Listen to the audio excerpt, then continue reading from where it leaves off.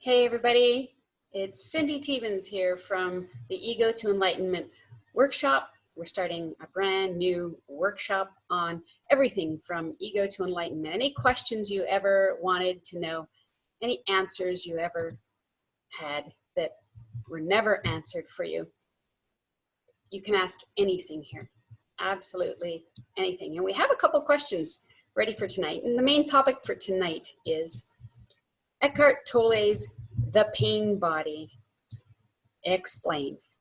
What on earth is it? And we have a lot of questions around that subject tonight.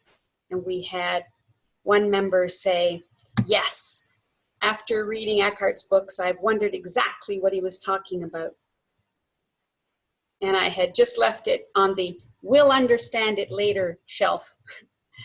I understand that understand it later shelf. He says, looking forward to your take on it. Very good. So yeah, a big topic of conversation and a lot of misunderstanding. And for a good reason. There's a lot of misunderstanding because, you know, it's not well actually explained in the books. And Eckhart's been having to do a lot of explaining of himself since using the term. And I'm just going to go into my fan page here and share this live broadcast into our Ego to Enlightenment workshop group, which you can join by going to egoworkshop.com, egoworkshop.com. Hey, Roberta. Hi, Claudia. Nice to meet you. Thanks for joining us. And just right now, I'm about to share this into the group because I know there's people in there waiting for it. And you can find that at, again, one more time, egoworkshop.com. If you join there, you'll get access to everything, everything, everything. And I'm going to dive deep in a moment to the pain body. Okay, here we go. So if you've been following me at all, you'll know that I experienced the collapse of duality, of separation, of self and other. And that is a change that is radical, fundamental, and final. It's irreversible. There's no going back. And it is the end of suffering. You could call it ego death. I had no words for it in the beginning, and it was only later when I heard particular teachings from some sages of old that I started to gain an understanding of what had happened. And I read, Ekchart Tolle's books before it happened, and I got only a fraction of them. I didn't understand everything that he was saying, much like some of our members have mentioned. And so it was later, in retrospect, when I went in and reread the books, that I started to better understand. So the pain body, though, still somewhat eluded me until I started working with people, because it didn't make any sense to me. I didn't understand it. And if you've been following me, you know that I am the spiritual facilitator who keeps it real, who gets really, really real. I have an aversion, actually, to spiritual concepts that are confusing, that aren't real, that leave it up to the mind to fill in the blanks. And you know what'll happen when you leave it up to the mind to fill in the blanks. Oh, hey, Joe. I got Roberta, Claudia, and Mary. Hey, welcome. Thanks for joining me. We have 11 other people following. I don't know who you are, but thanks for joining. And I know as we go along here, there'll be even more. So if you're live, you're watching me live, feel free to type in a question live as I go, and I'll answer those as well. So yeah, spiritual concepts, I have no use for them, and they can cause more confusion than they're worth. And if Eckhart made any error, it was in opening up that can of worms with a conceptual word that made the pain body sound like it's actually some kind of foreign entity that has invaded you. Some people think it is, and they think that's what he meant, and that is clearly not it. So there is no such thing as something foreign. Anyway, there is only the single self. Everything is the same single one self. And a lot of people refer to that as oneness, and everybody is seeking oneness. And what is oneness? Well, because people don't understand non-duality, they don't understand lack of separation, because it is so basically basic and simple. We have ideas of being connected. We have ideas of growing into yourself or some such thing. And this is all imaginary mental ideas.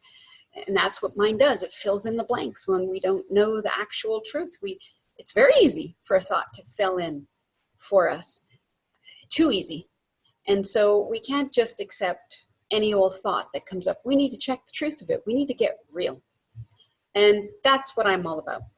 So let's get real with the so-called pain body. Now, what are people talking about when they say, and this is often the term used, my pain body was triggered. My pain body was triggered. So what they're saying is, I got angry, I got upset, I got hurt, and I responded accordingly. Isn't it so? Let me know. I'd like our visitors to let me know. Is that not what they're talking about? Is that not it, basically?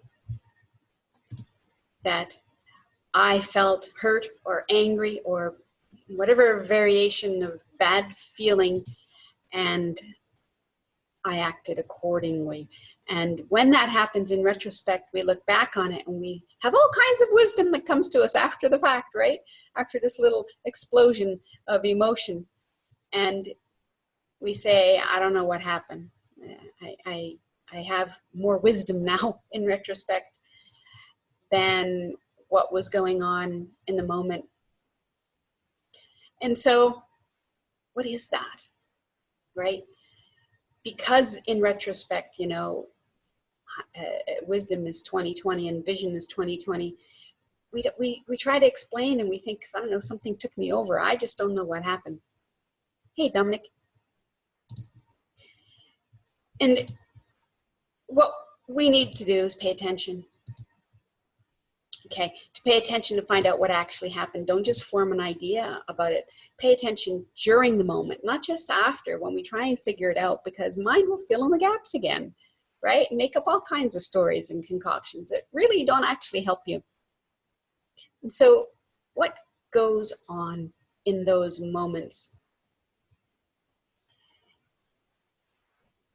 We feel bad. Why do we feel bad? When I say bad, it's in any shape or form. It could be angry, it could hurt, it could be jealous, it could be anything. But it's bad of some sort. We feel bad. And don't we have a story running? Right? A story about what someone did or said or shouldn't have done. Isn't it true? And we attack, right?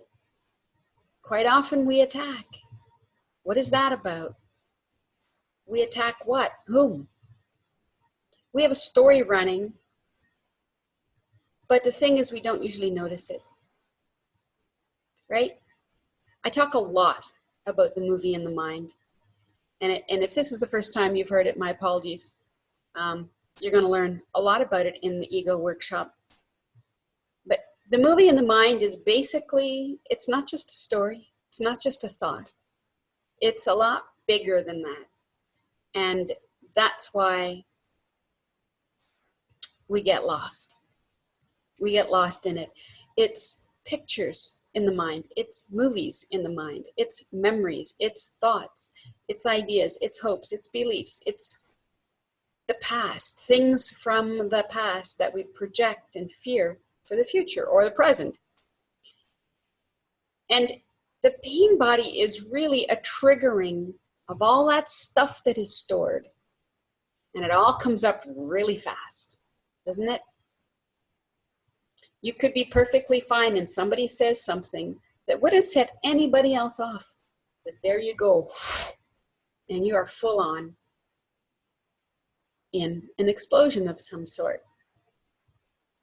And so, is it a pain body?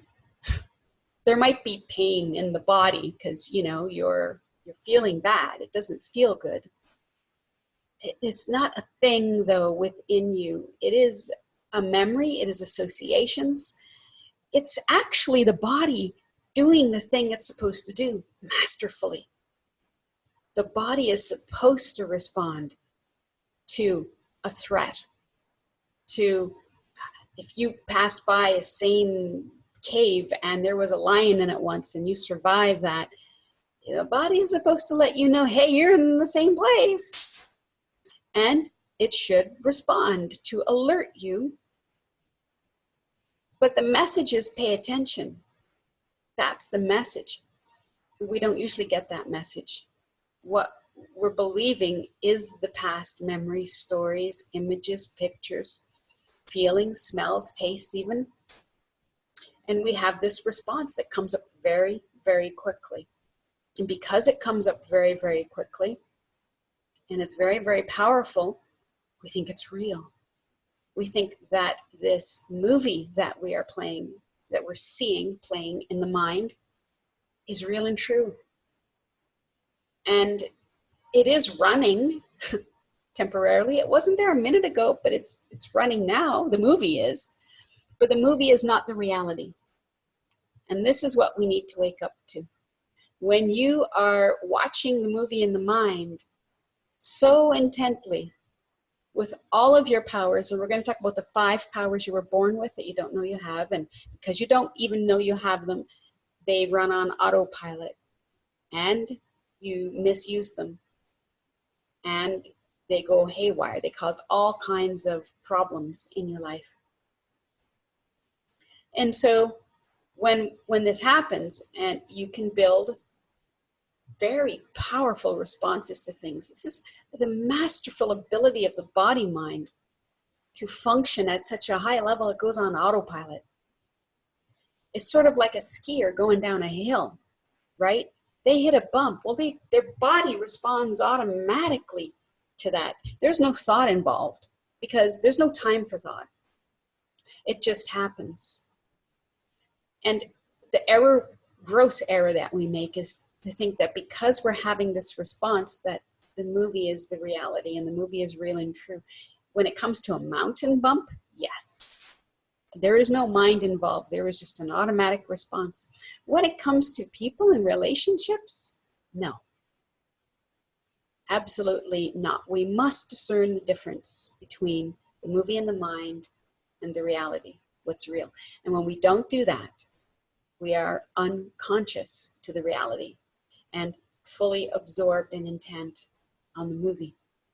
And that's when all hell breaks loose. And so just because you're having this automatic response, very fast response, it doesn't mean anything that you believe it means. It means you have developed and established this masterful response that the body mind has. That's it. That's all. And it can be changed. It can be broken through. But if you don't know the truth of that, and you go around with all kinds of ideas about what the pain body is and what I have to do and all the past lives I have to heal, and I have to go back and heal the past with my little brother who ran over my toe with his red truck when I was 4, you're barking up the wrong tree. You've got the completely wrong idea. You're in the mind and you're going to miss the moment. You're going to miss what is actually going on. You're going to miss the opportunity to put an end to this automatic response system. Okay. You don't need to heal the past. You need to heal this moment. And that's what I'm all about, is the now. Okay. I am unapologetic about the now and unapologetic about popping spiritual stories and bubbles which haven't served you, never will serve you. And so let's be done with them. Let's grow up out of it. Let's wake up out of it. You can. I know you can.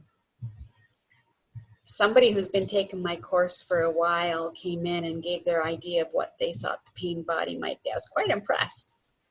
with their idea. I'm just going to go and read it to you here, because I think you're going to see what I just said highly related to what they said about it. So I was very impressed to see. Now, some people didn't know what the pain body is, hadn't heard Ekchart Tolle's teachings, I guess, on it. And a lot of people started to talk about physical problems in the body. I'm going to talk about that too. So,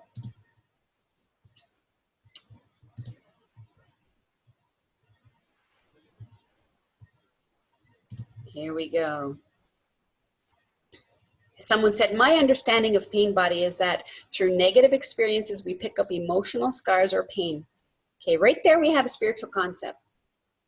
Okay, emotional scars? What is that? I mean, we all know what a real scar is, like physical scar in your hand or something. I've got a dandy one. I had fallen on glass when I was 2 years old, and I've got this massive scar across my chest. That's a scar. There are no emotional scars. So that we pick up emotional scars or pain that manifests itself emotionally and physically also. Well, pain is not just emotional without the physical. It's not possible. I call them thought feelings. Thoughts and feelings arise together. And so it's physical pain. It's mental, emotional pain that we are experiencing for sure. But it doesn't come from emotional scars. What is that? See, if you said that emotional scars are these automatic physiological responses that I'm talking about, well, let's talk about what it actually is. If you talk about an emotional scar, what are you going to do about an emotional scar?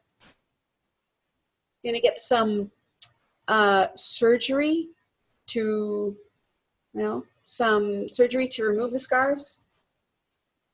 Maybe some plastic surgery? What are you going to do about something called an emotional scar? This is why I have a big problem with concepts and spiritual ideas, because they go nowhere. You can think about your emotional scars. Geez, how many do I have? Oh my God, I'm 54 years old.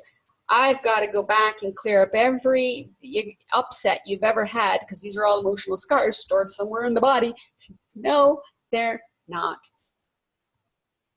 So I like to get really, really real, because then you can do something about things. You can't do anything about an emotional scar. So these are ideas that we've been telling each other and buying into, and then getting lost, kind of mucking about in the quicksand. And so carrying on with this idea it's not your fault, this writer, many people have these ideas, that we meet people that have or carry the similar pain body. Wait, so I have these emotional scars and somebody else has a similar emotional scar, and they meet, that we unconsciously find ourselves relating to, being attracted to, or deeply identifying with people that have similar pain body experiences that are on the same frequency as us. I love the use of quotes. I think there's a recognition here that none of these words are real. They don't mean anything. You got them all in quotes. Like, how can we deal with anything here when we have all these conceptual mental ideas? You know what? The truth is not mental. Okay? The truth is real. There is a reality of what you are and what you're not. And I point to the reality, and that's why I must destroy concepts, because they're in our way. Yeah, this is, and there are programs based on this. You can spend thousands, if not tens of thousands of dollars for eons trying to clean up all your emotional scars and making sure that you don't partner up with someone who's going to trigger your emotional scars. This same person, to their credit, then said, being on this course, I can realize this is possibly a movie in the mind that has caused depression, anxiety, or emotional disturbances that have manifested physically. Yeah, they are. Mental, emotional, depression, anxiety, they're not separate from physical. They are physical, mental, emotional, psychological, physical. The body-mind is not separate. That's why I use the word body-mind. Body and mind, body-mind, one thing. And because we have had similar experiences, we understand and have compassion for those who we think have suffered like us. Yeah, we do. Pain body has nothing to do with pain in the body. It only refers to emotional feeling of pain. Where the mind goes, the body follows. Beautifully put. I loved that. Thank you for that. Wow, what a contrast those two statements make. One makes sense, and the other one is, yeah. I can't follow people when they talk like that. I just check out. So, where the mind goes, the body follows. Body, mind, not separate. If you engage a movie in the mind, you're going to hurt the body. You're going to feel pain. That's just how it goes. Beautifully put. Thank you for sharing. And now that I have beaten that one up, I hope I've beaten that one up. Someone said, I can rid myself of much of my pain, but not all. Please explain pain body. Okay, doesn't exist. I hope that's what you're getting from me, is that there's no such thing. It's, a body is a noun, like a thing, right? There's no such thing as a pain body. This is a automatic, very fast neurological response that you have established in the body that triggers the pain. I hope it helps. Yes, another member said, contractions into the physical body came from thoughts when the body is on stress, and that can get into your physical body. Yeah. It's not a thing, it's not a body. It's just mastery. It's the body's mastery. A little confused because the person driving the body is a little confused. All right. Now, some people mentioned physical. I just want to talk about these things. Rheumatoid arthritis, pain in the joints. Is this not real? Okay. All right, take a big breath. A lot of people have ideas, if you think it, it shall come. That you're sick because you've thought bad things, or you think you are sick. And let's throw this out right away. We've given the mind far too much importance, value. We've worshipped the mind to the point where now we think the mind is causing our illness. No. Over time, if you keep stressing the body, then the weaknesses that are there, perhaps, you will manifest some kind of dis-ease. Okay? Over time, it doesn't help. Stress, anxiety, okay, doesn't help the body in healing if there is anything that needs healing. But to attribute directly a thought to some illness is insane. And this will take on a lot of pain and suffering for you if you think that your thoughts have made you ill. You don't need that idea. You can throw that away right now. So, pain in the body is a symptom that there's something wrong, right? You need to do something. You need to take care of it. Something physical with the body, and quit adding any mental, emotional suffering on top of it. These are two different things. And you need to take care of both of them. Okay? I like Tammy's comments here because she's very practical about physical things you can do for the body. You must, I find, experiment with the body to find out what it is. A year and a half ago, almost 2 years now, this body, which is 54 years old, was as if it was 80 or 90 years old, having heart and lung failure. I was in the hospital. They didn't know what it was. They sent me home. It didn't get better. I went back to the hospital. They gave me a heart pill to control my heart. And I just felt that's not it. And then I ended up going to doctors for a cardiac specialist. I went to an allergy specialist. I went to an asthma specialist. Everybody said there's nothing wrong. And I knew it was not in my head. This was not mental, emotional. I'm very joyful, peaceful, happy. I have been since 2009. And so sometimes anxiety can manifest as physical problems in the body, but this was not that. I knew this was something else. I just didn't know what. And so I had to do some experimenting, and I experimented with what I was eating, and it turned out that wheat made me extremely sick. For whatever reason, it made me extremely sick. I couldn't tolerate any wheat. Gluten is not a problem, but I can't tolerate wheat. As soon as I cut wheat out, this body's like it's 20 years old again. Energy, clarity, can stay up all night. It's crazy. I can run again. Every symptom I had is gone. And if I take wheat again, within 24 hours, the symptoms start up. And the longer I take it, the worse they get. And this has been proven multiple times over.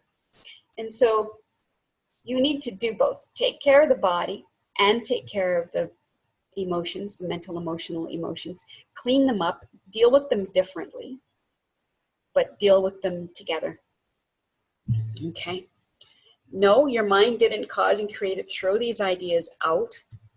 They don't help you, not one iota. Do indulge in love, joy, peace. I teach everybody how to do that. And absolutely, why not? The illness is there, or the injury is there, or whatever. Why not indulge in love, joy, peace at the same time, just because you can? So we had someone else say that there was an experience they had.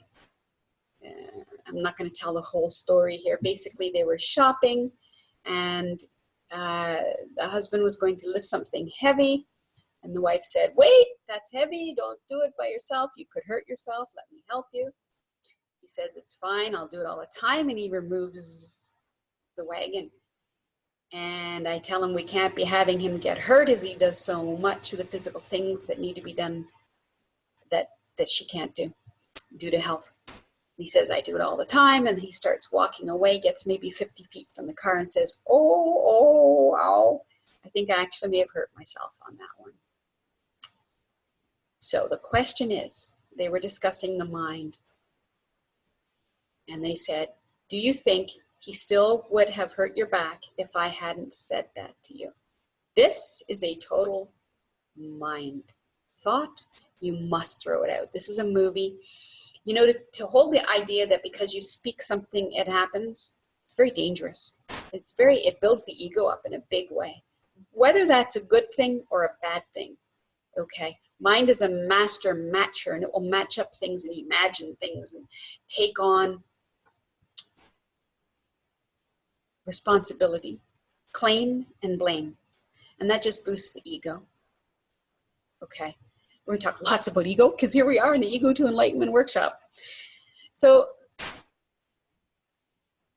he felt I was saying he had no pain, that he was making it up.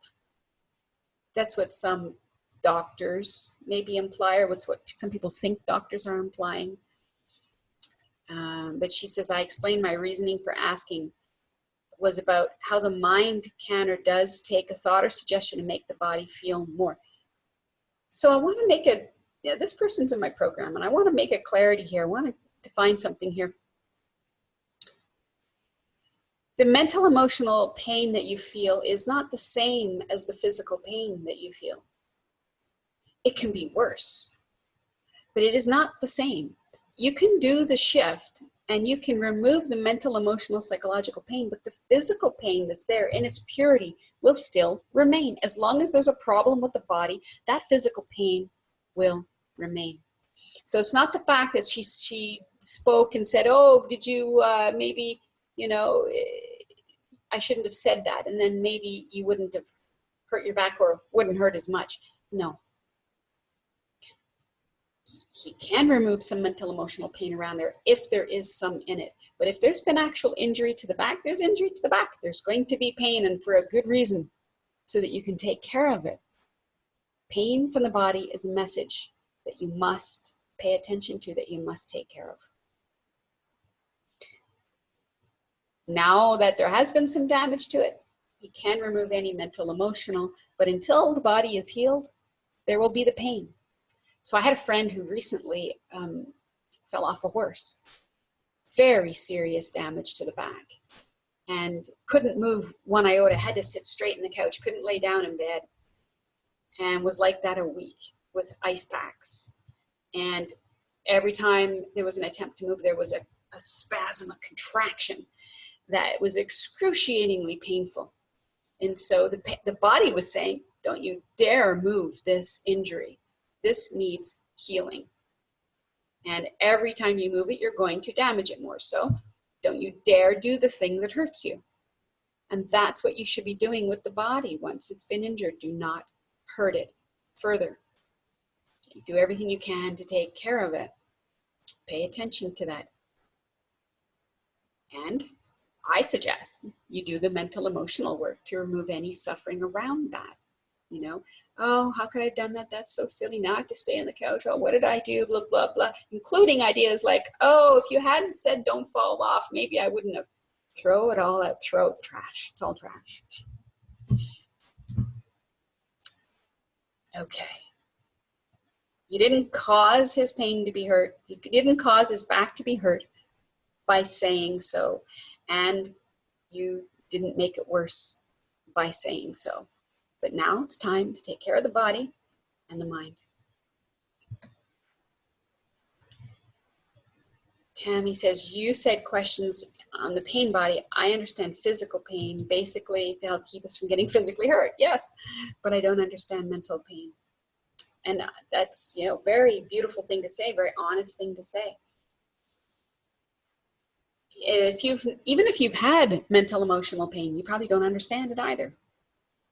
Because if you did understand it, you wouldn't have it. Okay? So, or you've never had it, which is very rare. So mental pain is caused by running the movie in the mind, which you'll learn a whole pile about, unconsciously, and mistaking it for reality. So it's usually a painful story. We run very good feeling stories too. And we can go around, and you'll learn lots about this too, in a very good state, which doesn't match reality. And eventually it will be revealed. So I've worked with people who've been suicidal most of their lives. I've worked with people who were suicidal because they went on a drug. I work with people who've been depressed most of their lives. I've worked with people who've recently been depressed. And for everyone, the structure of suffering is the same. The structure of suffering is the same. What does it mean?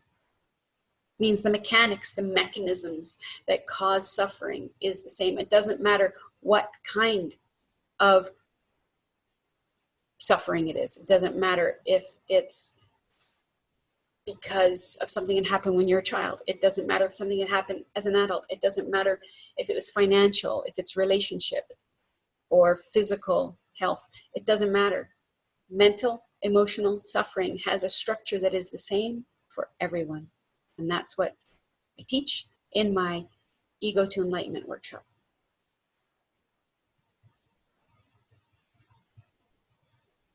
Yeah, I don't know. When people talk about fields of frequencies and things, this is getting into stories.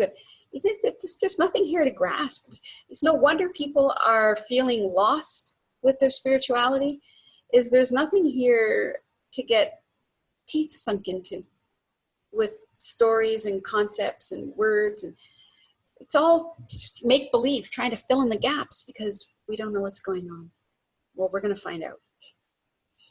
Stay with me. We're going to officially launch the first videos on September 6th. That's in 2 weeks. And we're going to close on the 20th. So I've got 4 videos coming up for you, live videos, where I'm going to bust a lot of myths, explain a lot of things, and give you some experiences, some insights, and some ahas that are going to change the way you look at everything: mental, emotional, suffering, spiritual, and give you something that you can stand on for life. Tammy said, physical pain is to keep from doing more damage. Absolutely. So scars can form, heal. Yes. But mental pain perhaps is internal damage on a level. Not generally. What can happen over time if you have been depressing the body mind for a long time, if you've been engaging in this, you may alter the brain's chemistry, the body's chemistry. And that may make things even harder. And you may need medical intervention to help with that. But mental pain can happen instantly. And it does have a physical effect. It does. Tammy says, but the thing to me, what is its purpose? You know what its purpose, Tammy, is not really any different than a hot stove. You touch a hot stove and it hurts. What is the message? Don't touch, right? You touch a bad feeling thought. The message is don't touch. But people don't use it that way. People use it to keep touching. Oh, it hurts. I got to find out why. What's going on here? And they dig into it deeper. It's really telling you, don't touch. But because people are unconscious and they're living in the mind and not in reality, they keep touching. So it keeps hurting. She says, why should emotions or hurt feelings be so significant for our survival? They're not. They're not. This is where we get so confused. We think because it hurts, our survival is at stake. It is not. That is true if there's a knife sticking in your body somewhere. You might want to consider that perhaps that's a survival issue. Hurt feelings are not. But because we identify with them and we identify with the movie in the mind, we think it's about us, it gets very personal. And that's the unconsciousness. That's the confusion. She says, as best as I can guess, I'd say foods and ingested liquids cause most of our emotional and mental misalignments. No. No. They cause physical misalignments. They cause physical problems for sure. They might make you foggy or tired or whatever. But unless you form a story about your fogginess or your tiredness or your nausea or whatever it is, then you can deal with something purely that is physical, practically purely. Oh, my nephew today, I was in Toronto, and my nephew was nauseous today. And I love him to death. He was so amazing. Actually, he slept very little, but he was doing such an amazing job of seeing what is actually causing the nausea. And, anxiety and whatnot can cause nausea. But he was checking, he was like, no, I was staying calm and I was just trying to go back to sleep. And and this was purely physical practically. I mean, there was some, I don't want to be nauseous going on. But there really wasn't any fear of what it might mean or whatnot. I'll just wait and see what happens. Very logical, just amazing. I did this one night. I woke up in a sweat. It was nausea. And I was like, and I thought, oh, I wonder how much of this is mental, emotional. And so I did practice. And I got rid of a lot of mental, emotional. But you know what? If there's something physical, it will rain. And it did. I laid there for quite some time, and it alleviated a lot of the suffering around it, a lot of the nausea. But eventually I found myself going to the bathroom, and that was it. And once the stomach was emptied, back to normal, fell back asleep. So do your best to remove the mental, emotional, psychological, and to help the body out. Do whatever the body needs. Tammy says it's the other aspects for them that I don't really understand, such as when the source is removed, they can still cause problems and how they impacted. Oh yeah, the amygdala and the thalamus. Yeah, well, stress over the long period, the adrenals can get drained and whatnot. It can become a physical problem, and they need to be taken care of. So, same thing. Remove the mental, emotional. Take care of the body. The body wants to achieve and maintain an equilibrium, and it's always working to do that. But if it's always being poisoned by something, bad food, or physically damaged by bad posture, whatever. I know about that one. That's why I have a herniated disc. If it's continually being bombarded by something, then it can't heal. And mental, emotional, psychological weight doesn't help. So do everything you can for the body and get out of its way, let it heal best that it can.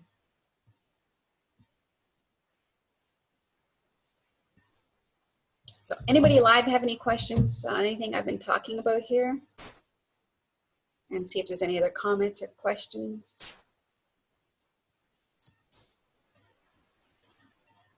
Yeah, I'm not seeing any other yet. I'll just scoot over here. Hey, there's Julie. Hey, Byron. And Mary. Byron says there's an exquisite line of dialogue delivered in the film Platoon where a young soldier says, "Free your mind, your ass will follow." That is exquisite. Thank you for that. Very well put. I think I might remember that, or I might even save that.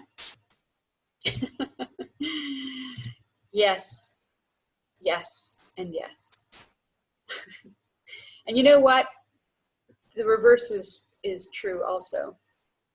Forget about the mind, move your ass, and the mind will follow. The converse works. All right. We got 21 visitors. Not everybody is chatting or asking questions. So I do every day starting this week. 4 questions in 40 minutes. Hope you join me. Hey, Julie.